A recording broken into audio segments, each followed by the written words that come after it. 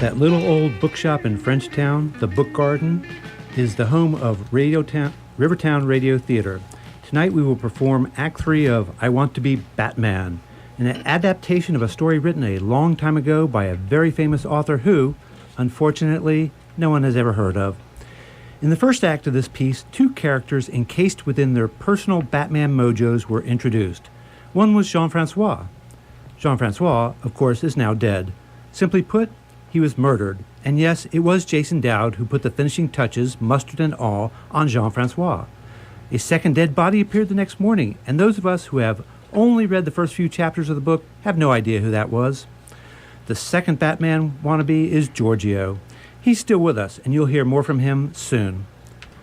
In this act, we will delve into the office politics, report writing, red herrings, because this is a murder mystery, and how to best organize a parade, all this in no particular order.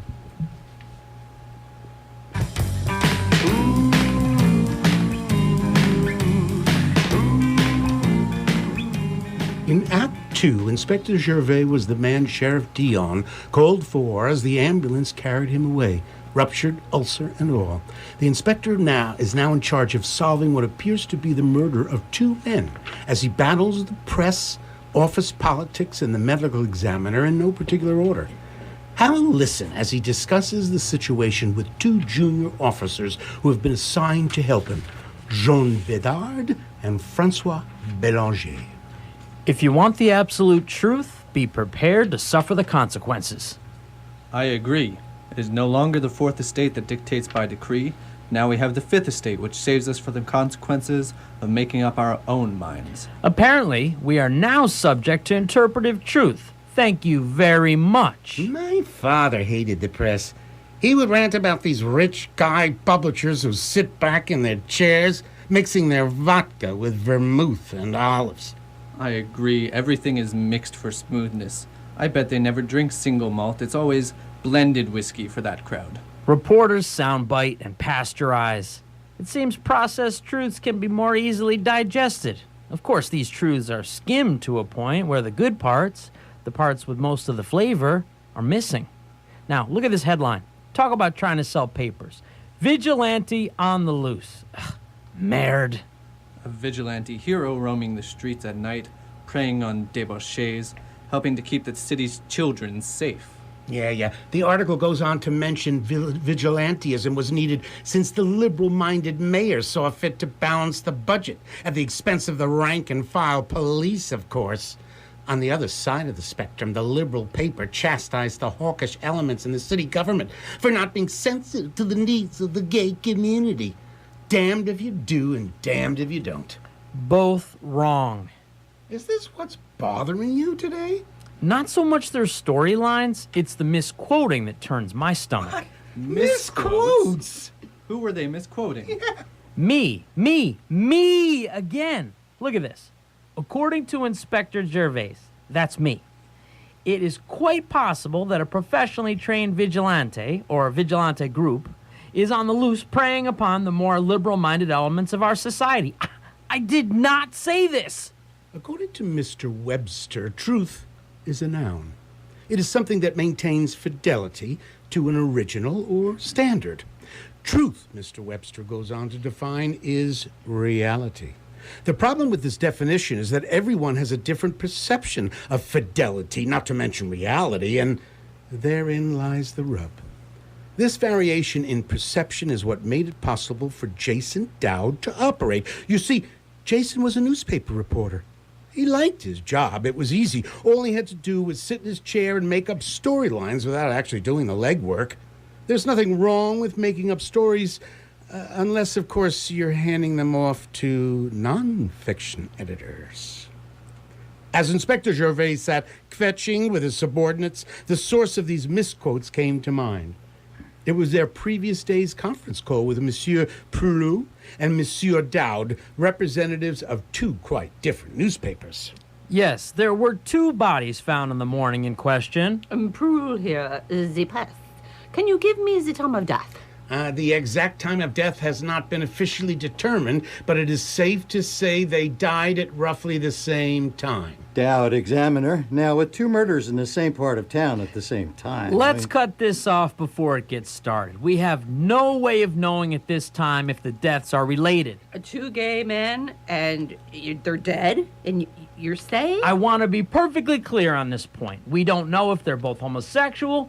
This was shouted out at the first interaction with you people before Sheriff Dion took ill.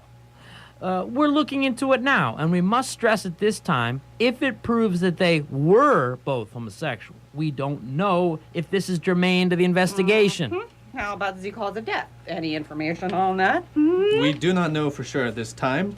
We will have to wait for the medical examiner's report. When are you going to have that? Come on, it's been over 5 days And now. you have ruled out the cause of death may be similar, have you? Or that they are gay.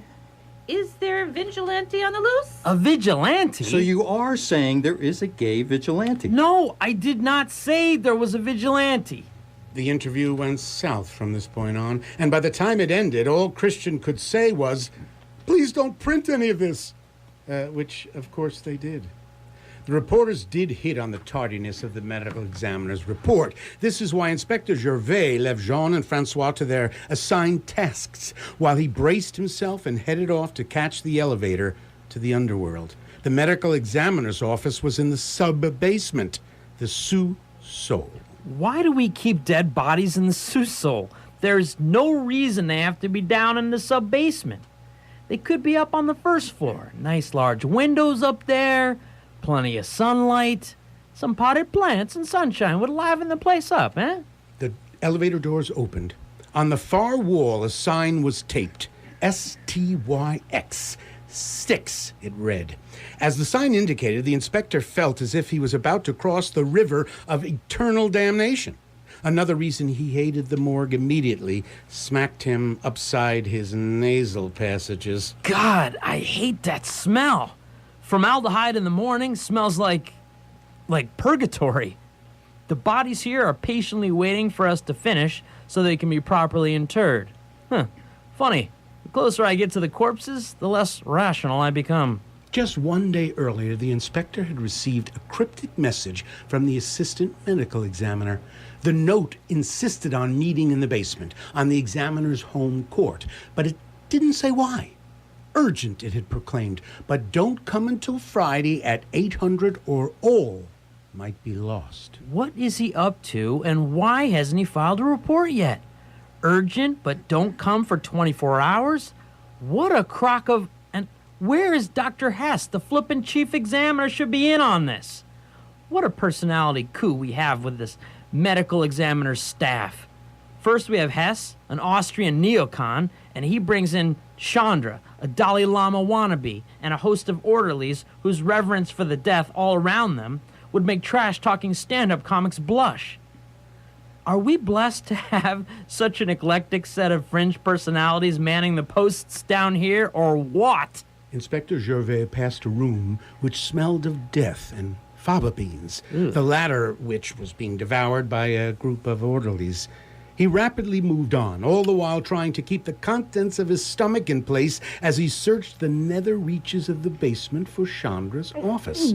He did find what he was looking for, but from the second he opened the door, a new set of odoriferous insults greeted him. The inspector thought he recognized some, but could not immediately place them all. Darjeeling, got that. A hint of basmati, but why is he cooking rice down here? He didn't say it was potluck. I didn't bring anything. Besides, who could eat down here? Besides those orderlies. Not with all the incense? Lots of incense. Maybe too much incense, but there's something else. Sweet and acrid. I've smelled that before, too, but what is it again? Good evening, Inspector. So nice of you to come. Oh, my, you look pale. Are you feeling well? You are looking a bit, green? Perhaps I should leave the door open a bit. The aroma does get quite rich in my office. And please forgive the heat in here. You see, where I grew up, this would be like a cool spring day. Now I gave the evening shift enough ether to keep them amused for a while, so I think we can keep the door open without fear of being overheard. Hopefully you will be more comfortable.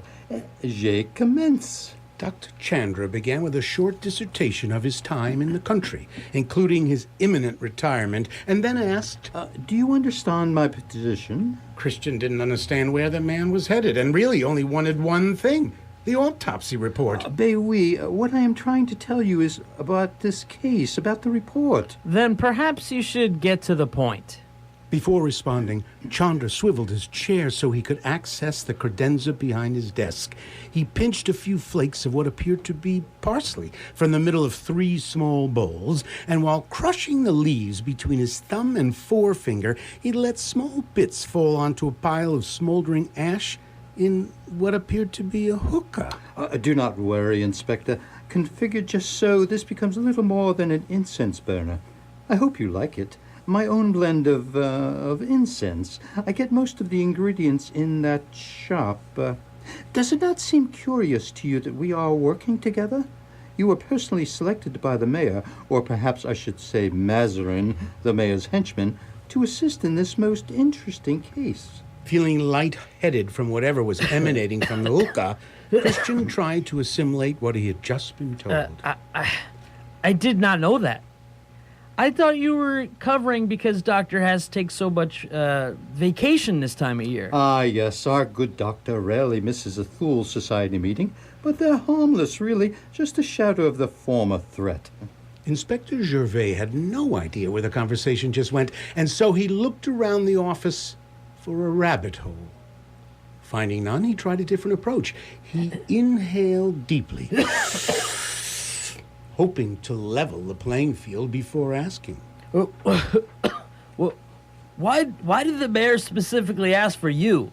Me? No, he asked for you, but it seems, my dear Inspector, that for this short time, our lives have been guided together by forces outside of our control. Why, when Chandra finished speaking, his face contorted into a wide, toothy smile that left a mental image in Christian's head that would not go away. One pill makes you larger, and, one pill makes you small. Inspector, are you listening? Go ask Alice when she's 10 feet tall. What? Oh, I'll be right with you. I was just, finishing a thought. Would you care for some tea? It's Darjeeling. Now, do not trouble yourself with Dr. Hess and the Thule Group. At the moment, he is the least of our worries. Then I suppose it's time for you to explain exactly what our worries are. Or is that what is our worries? Oh, to be linguistically gifted. As a matter of clarification, I was not selected by either the mayor of Mazarin. By either the mayor or Mazarin. I can't even talk. And Mazarin isn't a henchman. He runs a PR team. Like I said, no one selected me unless you could say the sheriff did, but that was only after the press conference when he took ill. I'm pretty sure the mayor wished for Sheriff Dion to personally oversee the case because it appears to be delicate, politically that is. Exactement. That is how it looks, no? Here in Les Sous-Sols, we are well aware of politics and nuance. You and see, Inspector, the mayor understands Dion is, how do I explain this, to use your word, delicately ambitious. He is, you must know, philosophically opposed to the mayor's politics. Le Sheriff will no doubt back the competition in the upcoming election. Therefore, the mayor wishes him to fail. Yeah. Maybe you're right in that regard. But why did Sheriff Dion pick me when he fell ill? He wants you to fail. Huh? As I went down in the river to pray, studying about that good old way, and who shall wear the Deep down, the inspector knew Sheriff Dion wanted him to fail. Still, he wished it wasn't so obvious. The ether addicts in the basement had figured it out. Now it seemed Dr. Chandra had a lot to say, and as he did, Christian sat in his chair, staring straight ahead, wondering if he had been indeed followed Alice down the rabbit hole, and if there was anything edible nearby. Please, drink your tea. Everything will become clear to you in a moment. Christian felt trapped in a revolving non sequitur, made worse by the sudden hunger pangs. But before he could ask for any salty American-style snacks, Dr. Chandra continued. The mayor likes you because you have a habit of making the mediocrity around you look, well, like the mediocre employees they are. The sheriff picked you because he knew the mayor was setting him up to fail. By excusing himself and putting you in charge, it becomes a win-win situation for Sheriff Dion. If you succeed, he wins. If you don't, he blames you. You can see both the sheriff and mayor have similar operating styles. Wyatt became ill. He didn't excuse himself. Do you have any corn chips? How do you know the mayor's office is behind this? Perhaps some dip? Wait, I forgot what I was going to ask you. Oh, yeah, I remember. How do you know all this? And do you have any chips? Oh, wait, I already asked you that, didn't I?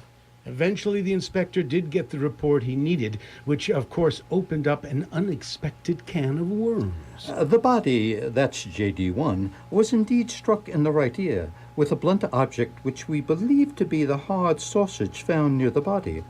The man was also struck just under the nose, pushing the bridge back into his brain stem. This blow alone may have killed him, but we cannot be sure of that. The mustard in his mouth most likely finished him off by causing asphyxiation. The order of these three events is not known.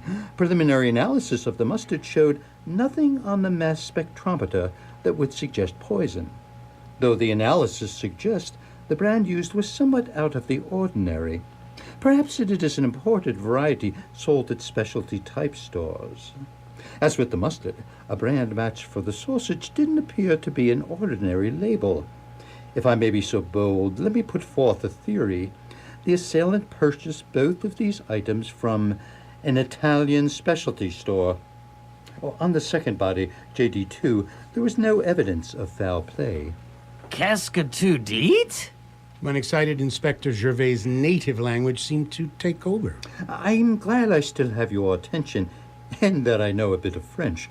It is my opinion, medically speaking, JD2 died of a heart attack. Heart attack? The reason Dr. Chandra wished to meet with the inspector in private was simple. His superior had a habit of leaking information to the press, which, Inspector Gervais was to learn, was very common in the police department. Dr. Chandra wanted the inspector to know this for several reasons. The most important being, Dr. Hess had caught him reading his emails and was going to sack him as soon as he returned from wherever he had run off the day the two bodies had been found. I have just one question. How do you know Hess is the one leaking the information? And do you have any potato chips? It seems Dr. Chandra's brother had been part of the IT company used by the county to update their computer systems. Don't worry. I have access to the email accounts only in this department. Later in the afternoon, Inspector Gervais sat in his office, drinking as much hot coffee as his stomach would tolerate, until his head began to clear. And as it did, one image remained: Chandra's smile amongst the darkness of the Sioux soul. Is this herring red, or should I really worry about this stuff? While Inspector Gervais was visiting Wonderland, over in Frenchtown, the marching bands were tuning up, and all those taking part in the parade were getting ready to start. Or to be more precise, they were arguing over exactly what the term parade meant. An event such as a parade must be organized. The participants must understand they are to assemble on a defined day at a defined time and in a predefined place. Or well-organized event starts that way anyway. The event itself, however, does not necessarily have to be organized. An example of organization descending into chaos is all we have at the moment. How can you say that? It's only 1 minute past noon, which is pretty darn close to the correct time, and more or less everyone is in their assigned positions. It will rapidly succumb to the forces of entropy if you don't confiscate the alcohol. At 12:15, the parade marshals were beyond panic. The only two groups with any semblance of order were the Stonewall Brigade and ACT UP, who together covered the two most important issues to the community.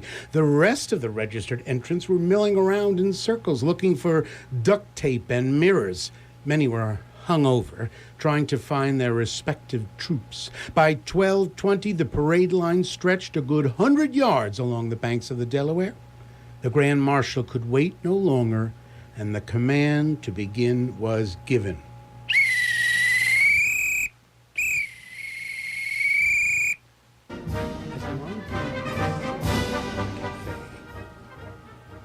As the line pulled past the cafe, it turned up Bridge Street heading for the National Hotel. This is when Giorgio and Hannah slipped in between a shirtless group billing themselves as the Frenchtown Gay Accountant Marching Chowder Society and the Rosie O'Donnell Fan Club, the members of which were wearing very forgiving caftans. With the Chowder Society, most of whom were in an alcohol-induced state of will do anything once in a dare, gamely trying to play rap music on woodwinds, failing miserably, and laughing at themselves as they went. And the O'Donnells screaming obscenities at everyone and anyone. No one noticed Batman and Catwoman joining the parade. Giorgio, look at that poster. The beautiful rainbow and everyone wearing purple pants. Yeah, the closet door has swung open today. That certainly covers everyone who's marching today, doesn't it? Well, it covers us. This is the first time I've ever worn this Batman suit in public. I'm so glad I'm with you today. This is so much fun. Up and down the boulevard today, people are experiencing emotions that have the power to change lives. And everyone is dancing to whatever music is in their head. I don't know. And look at that big screen they have hanging on the Eddy building. Someone is videotaping the parade. Looks like Batman and Catwoman are in the parade, too. Giorgio, that's us. Oh, my God, we're on TV.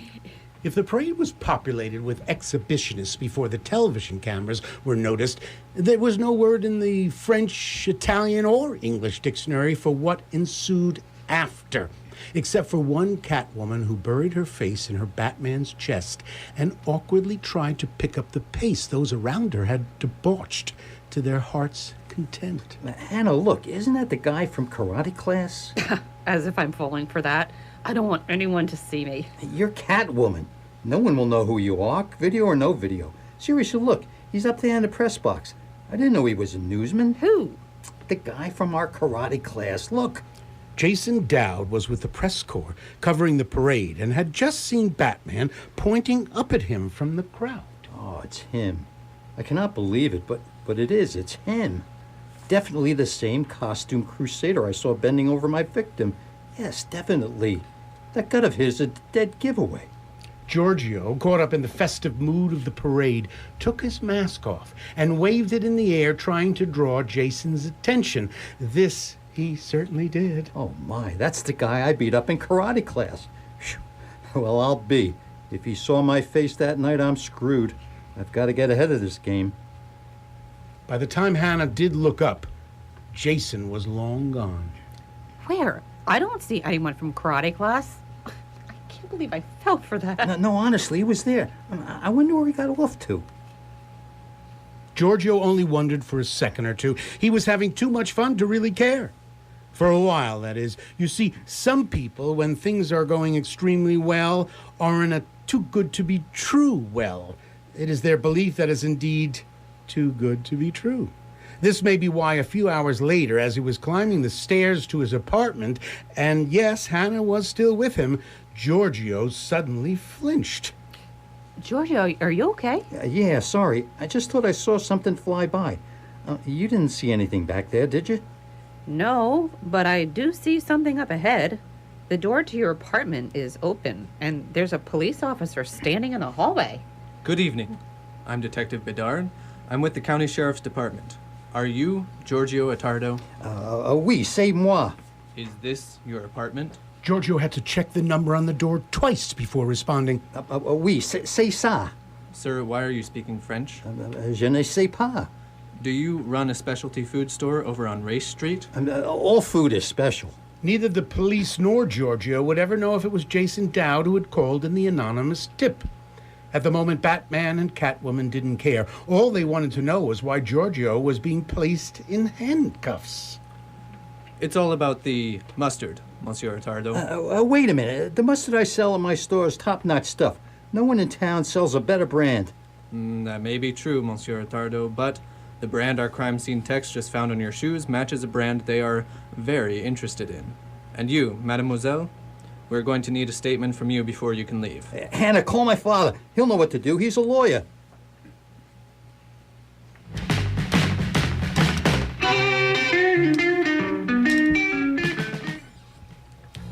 Stay tuned to WDVR for the next installment of I Want to Be Batman, though this may take a while. You see, our copyright lawyers are going head-to-head with legal representatives from the estates of Hemingway, Tolstoy, and Newman. That would be Alfred E. Newman, who all think we are plagiarizing to the nth degree. If we do get our legal bearings straightened out, we will have Giorgio again reciting poetry as he did in Act 1. Oh, so many months ago. Only this time he will not be on the rooftop. He will be in prison, serenading those around him. Tonight, our hats are tipped to Roger and Pete and Dave and Linda and Paul. And yes, Jethro too, because this week he did not eat all the donuts. Thanks, Jethro.